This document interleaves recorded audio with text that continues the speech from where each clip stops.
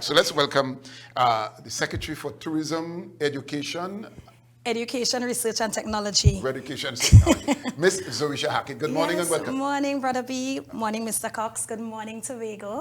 Very good. And you're always well-groomed. And let me commend you. Thank For you. those who criticize and say all you're studying is fashion, let them mind their business. You maintain your standard. That's who you are, and we accept that. Full stop. You. All right, let's get into it.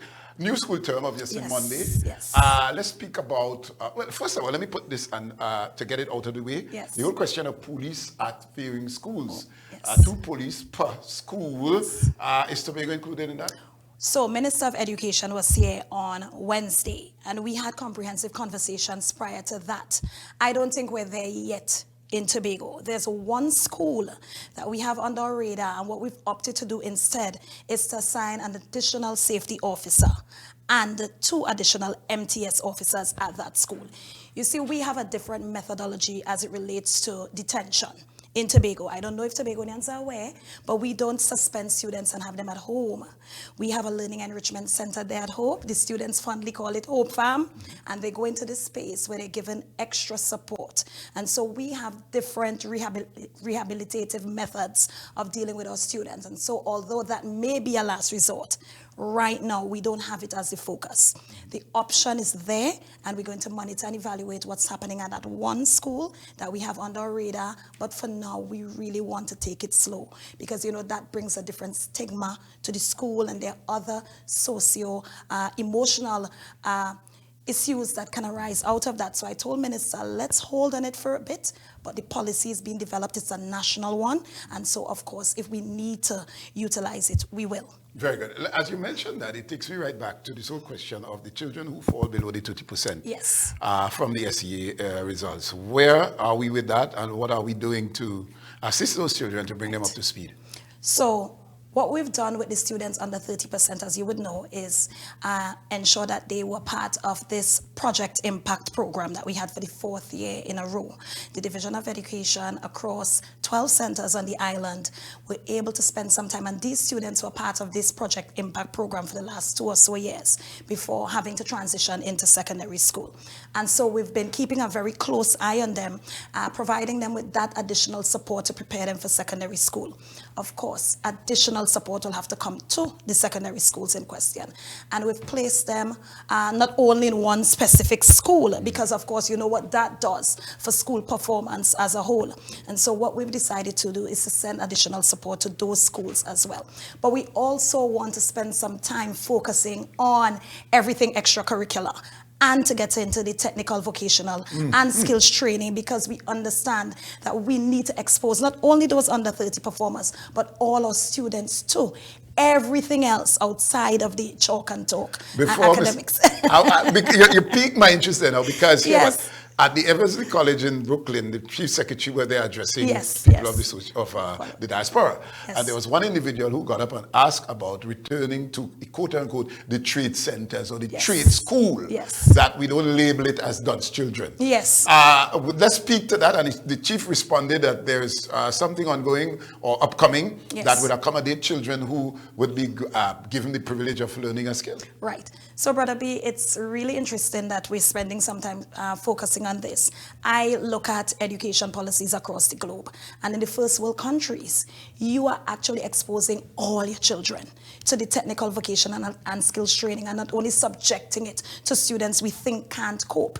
Because even in these skills, you must be able to read, so literacy, and of course you must be able to count, so numeracy always has to be a focus. And what we've been doing in this country is labeling our students. So you are academically inclined, you go to a particular school, you follow a particular curriculum, and you're not, let's mail you off to a trade school or a youth camp, etc. And so the mindset must shift, and this mindset must shift through education. And it also comes out of us at the Division of Education understanding the value of skills training and integrating that into our schools. So as you would be aware, several of us secondary schools have tech voc labs. The challenge is we're not finding the tutors. They're either not interested in what the remuneration will be, so they don't want to leave their day job to get into it, or they're so occupied in their skill or in their trade, they don't have the time to come into our classrooms. What we want to do at the Division of Education is to push some scholarships into the space,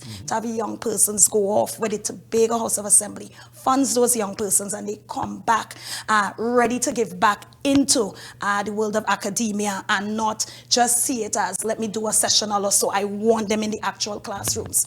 What we also want to do is start introducing that in the primary schools. Just jumping into the secondary schools and now exposing you to it. You know, I think at that stage, as early as ECCE, exposing them. And I have been doing a little experiment in my electoral district. I don't know if you've been following, but for the second year in a row, my district, fully funded out of my pocket, we've been having a junior skills training camp. How is it going? And it just ended 2 weeks ago. We had 85 students this year, and what comes out of that is the fact that last year we had from 10 to 16. We dropped the age to 8, and there were some 5-year-olds in that camp.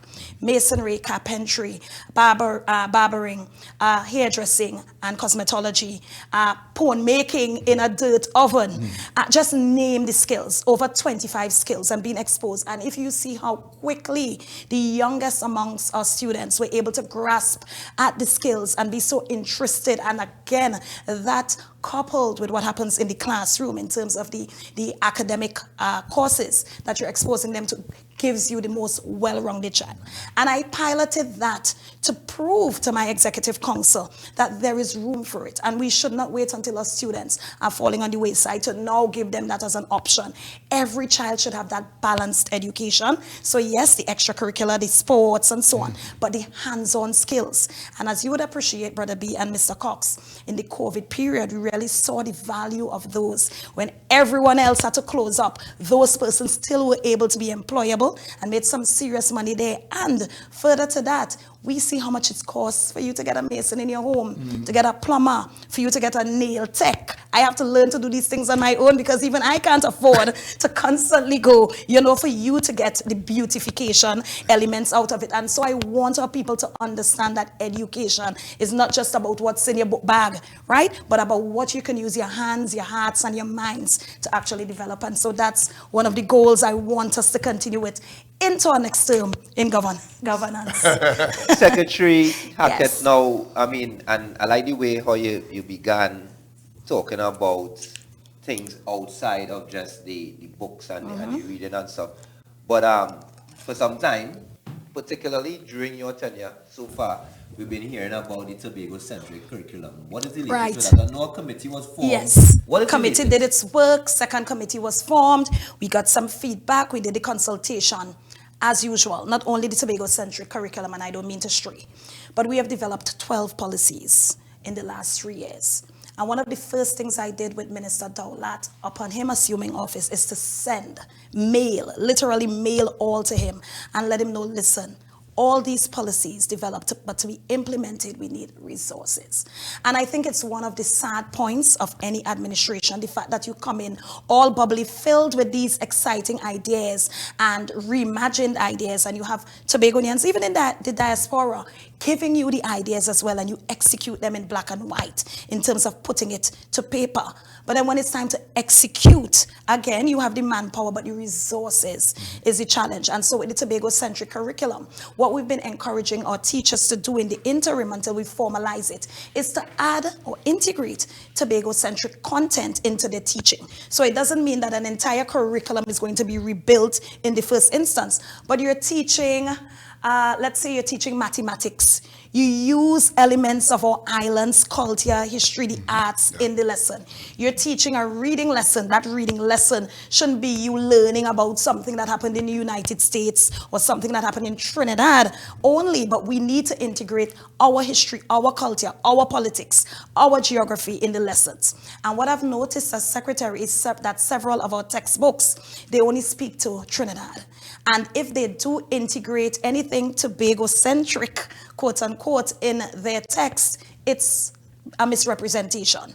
You know, speaking about the goat racing, not in the way we know it actually happens, speaking about a water festival that happens on some beaches here, as opposed to calling it a fisherman fete, speaking about the fact that our heritage, they do a particular dance and they have a Spanish name for it, versus calling it the ballet and speaking to the French origin of such a dance. So we have to be able to stop and say, listen, let Tobagonians be responsible for writing our history and for curating the content that goes into our children's school bag. So I spoke to Minister about it. And again, this is where collaboration comes in. Although you have a Minister of Education responsible for national policy, the Tobago voice must be heard. And so I imparted that on to him and let him know, listen, Minister, we need to be able to give the THA and the Executive Council some authority, as is vested in Act 40 of 1996 over education, for instance, with curriculum included. And so we decided that we're going to work hand in hand. Even in his national cultural transformation mandate, Tobago will have the opportunity to actually sit and determine where we go with the curriculum in this space. And so that will bring the necessary funding required, and so we can move forward there. When is the expected time to actually implement it? I know there was a test. So it has been informally implemented without the funding required for it. And as I said, I think that's even more important than anything else, because you can now test what's working, what isn't. If we'll actually have to put teachers in a space and train them, some naturally are. So your social studies teachers, your teachers in the arts, your teachers in theater arts, those teachers are naturally inclined to be able to impart that knowledge on students. Others may also have to be schooled. One thing I've noticed though, if you ask a Trinidadian teacher particular questions about Tobago, if they have roots or they're very much interested in what happens here, they know. But if they don't, and we don't want the Tobago-centric curriculum to only be subjected to our Tobago students, you know, this has to be a national thrust. It must be a national mandate, and we must find a way to educate all of Trinidad and Tobago why Tobago's history, culture, the arts is important for national development. Excellent. Yeah. Right, so let's go into readiness for school opening on Monday. Right. There are some issues that the tutor officer, Mr. the name slipping, you know, Roberts would yes. have raised, and Prime Minister. And obviously, I want to call you Prime Minister, but maybe that's in the future. That's in the future. But anyway, Secretary. Madam Minister, that's what I meant to say. Madam Minister. Secretary. Yes, Secretary. The whole question, Madam Secretary. Yes. Anyway, we've had that dilemma over the past years. Always, since schools have been there and since unions have been there. Bring us up to date. So, Brother B. And also add context to this $20 million allocation. Yes, that was the next point. That is good. All right, so first of all, under this administration, we've not subjected school repairs or school maintenance to any single period. School repairs, maintenance, refurbishment happens all year. It does not stop. And so we have a project implementation unit, and that unit is responsible for all we do all year. As a matter of fact, there are years we spend more out of that July, August period than we spend in. And so that's the first thing. And so every time we get to this point and I start hearing I am calling it fear-mongering, and I'm hearing the alarmist comments coming out, I'm like, when the school doors shut on the 11th of July, it didn't mean that suddenly there was an avenue for things to now be done to our schools. Works occur in our schools all the time. What the July-August period affords us is uninterrupted opportunity for repair. Because of course you have to treat with contact hours and the loss thereof if you're doing repairs within the school day or the school term. And so Mr. Roberts is just doing his job. And had he not been advocating so strongly, I would have said he's not doing his job. But as Secretary of Education, I also have my job to do, which is to bring assurance to the people of Tobago that their schools will be ready. Now, readiness can be seen in different elements. If you pass by a school during this July, August, and you're seeing painting on the exterior, you get a sense of something is happening there. But school repair is not always about brick and mortar and about applying paint. School repair could be upgrades to electricity, plumbing works, and other internal works that the eye does not see. And this year, we decided to focus on plumbing and electricity upgrades at that, because several of our schools, Lambo Anglican, which is one he's been raising often in this space, needs electrical upgrades before we can take them into a state of installing some air conditioning units. And electrical upgrades take a lot of different pathways, because part of it you deal with, of course, T and Tech, and then part is the actual infrastructure to provide you with the upgrades. The Division of Education, with a $32 million average budget for DP in any given fiscal, has to contend with sending students off to university, all the development programs such as on netball, football, all those developmental programs, treating with things like multicultural units or PAN in schools, everything to do, and of course, music festival is coming up again next year, so preparing for that, and the school repairs. If we really had to give a look at what it would have costed us with everything we pulled under the radar to treat with, we would have had to spend upward of $45 million. With a $32 million to work with for an entire year, it's practically impossible to spend $42 million that you don't have on school repair. And so the division, just as we've done every year, is pull what we deem priority, must be treated with now in this period so schools can open. And everything else we can add on as the term progresses. So you treat with your electricity, going in on a weekend and installing some air conditioning units can happen when schools reopen. You trail with your tiling issues that may have shifted from land movement, coming and touch up some walls thereafter can happen on a weekend or an evening. You deal with plumbing, then you can treat with probably a whole upgrade to the rest of the washroom facilities. And so there's selective prioritization of what we need to do, and the division has to, through the leadership of the secretary, sit with school supervision, project implementation unit, and of course EID CUT, who deals specifically with this period, and make decisions to ensure that we make the best use and get a bang for a buck out of what we have and the resources we have. So if we have a union going around to the schools and seeing what the issues are, which is their responsibility, and hearing from teachers, I can't fight that. But what I have a challenge with, Brother B and Mr. Cox, is this representation going into the space, actually saying, I am seeing X amount of schools not treated with, when those X schools were not under our list of selected schools to be repaired. And that's misrepresentation, and it's creating a sense of panic and a sense of, almost unrest and uneasiness when the agreement would have been a particular number of schools. So this year, $20 million allocated, 26 schools selected, 45 packages. All of the 26 schools were touched. All of the 26 schools added to every other school, the 32 other plans that are under our purview will all be opened on Monday, and we'll continue with the upgrades, repair, and routine maintenance throughout the term and throughout the academic year. Very good. I want to go quickly to the whole question of maintenance. Yes. I know as a child growing up, maintenance for school was taken care of by the works division, the maintenance department. So they would send their carpenters to repair desks while in school.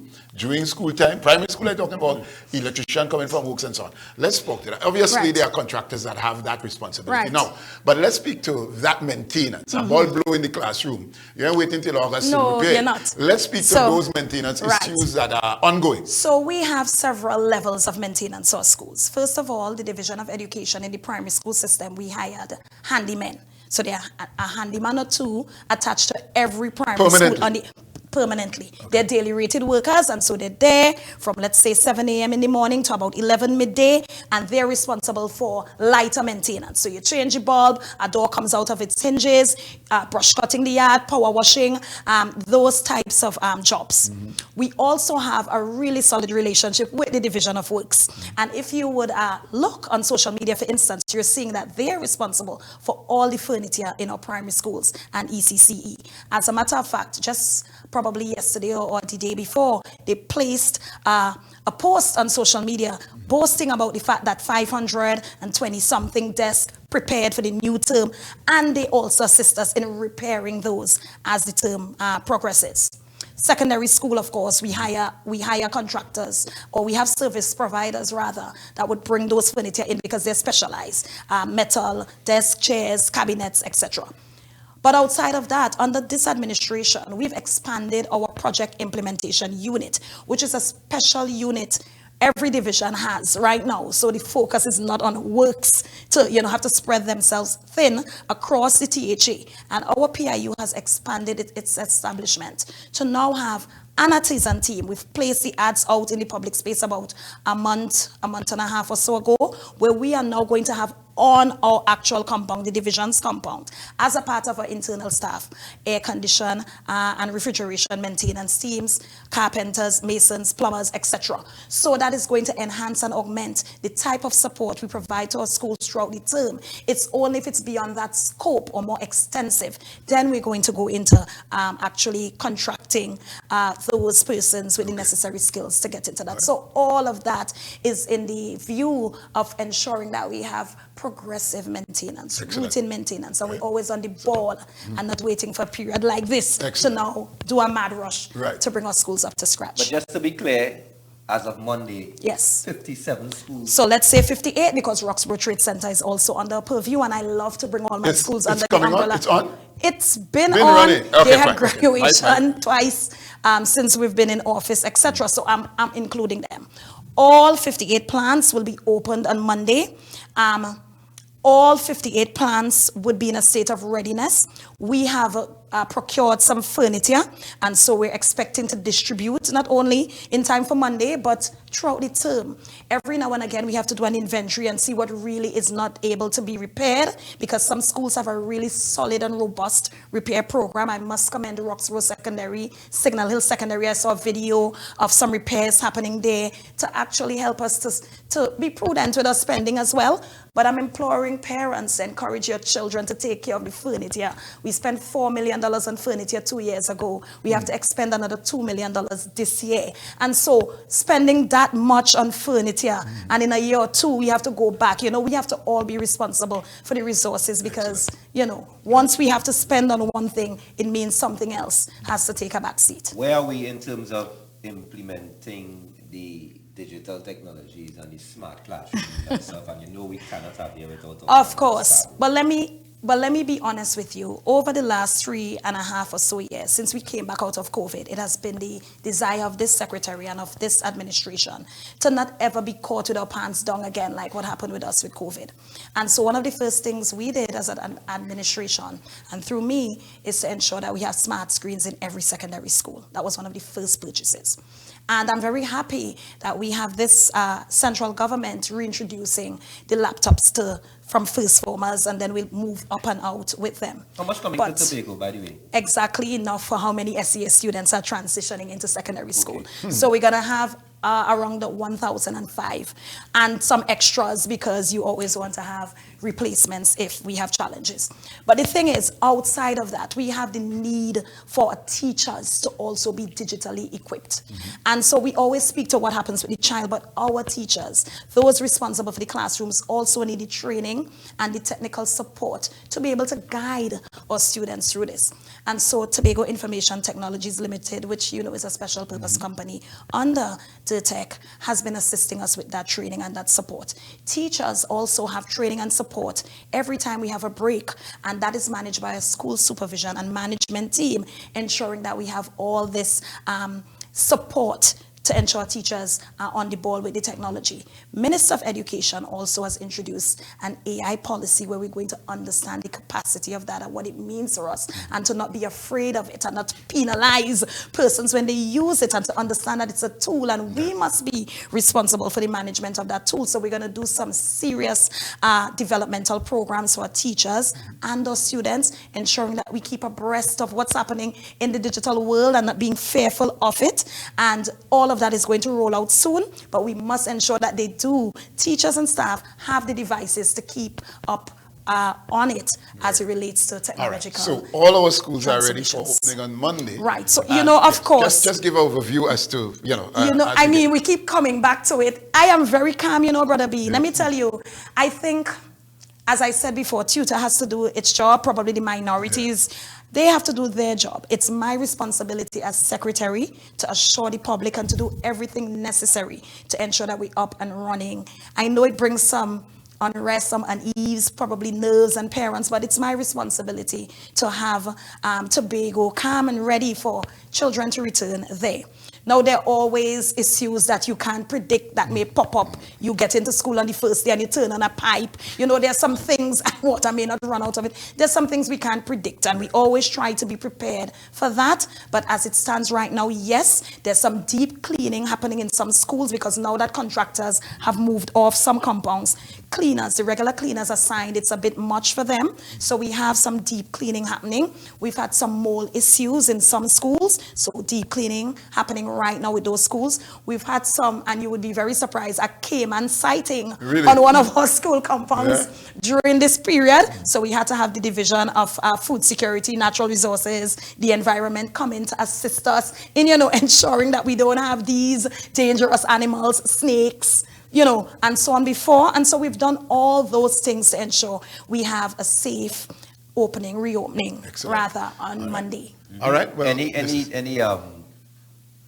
breaking news you want to announce in terms of that meeting with the minister, apart from what you already shared? Right. So teachers, you would know that over the years, ever probably since the advent of the Tobago House of Assembly, all special leave, so extended and every other type of leave outside of your regular sick and occasional leave, had to go to Trinidad for the minister to approve. And we also understand that this has caused much heartache and pain, especially to those who are heading to retirement and need to have all their leave classified to be able to get their pension to move on into that place of rest. What we've had, though, upon this government assuming office is a meeting, you probably would have been aware, where Chief Secretary and me, in capacity of Leader of Assembly Business and Prime Minister, and MP Padarat in his capacity as Leader of Government Business, having a meeting where we spoke to some what we called low-hanging fruits. Things, once the governments, two governments on both islands understand the value of it, we can collaborate quickly and treat it. And so extended leave being approved right here in the Tobago House of Assembly was one where we wanted to have a devolution of the powers of the minister, not having to subject him to all these files and so on coming to Tobago and having our Tobago teachers delayed. So that's one of the announcements. We are now able to approve, and it's something as simple as that just needed some good collaboration and that political will, understanding the benefits of people. Did not happen before and can happen now. So now teachers can rest assured they did a surgery, or they did, they had a period where they went beyond their regular 14 sick leave, for instance, sick leave days. They can now have the opportunity to be rest assured that right here in Tobago that leave would be approved, so it doesn't hamper any other type of arrangement that would come later on, whether it's to get, as I said, gratuity, ex gratia, or anything like that. I also want to speak to the fact that we are heading to Trinidad next week. A technical team, the administrator and secretary, to meet with minister there in the actual Ministry of Education, a first in the 4 years of our governance, actually going there to try to align what happens in the ministry with what happens in Deryck. And I think that's going to be a very beneficial meeting. Our examination unit, for instance, needs some support. And so we want to learn what the best practices are for the ministry and to ensure that we are on the ball as it relates to education here in Tobago. So before we go, I just want to tell all of Tobago, our schools reopen on Monday. School feeding would be served from the first day. We have a revised menu. So I'm hoping that I get feedback from parents about, whether their children were very much into the meals. We don't want wastage. Our maxi taxi concessionaires would be on the ground from Monday as well.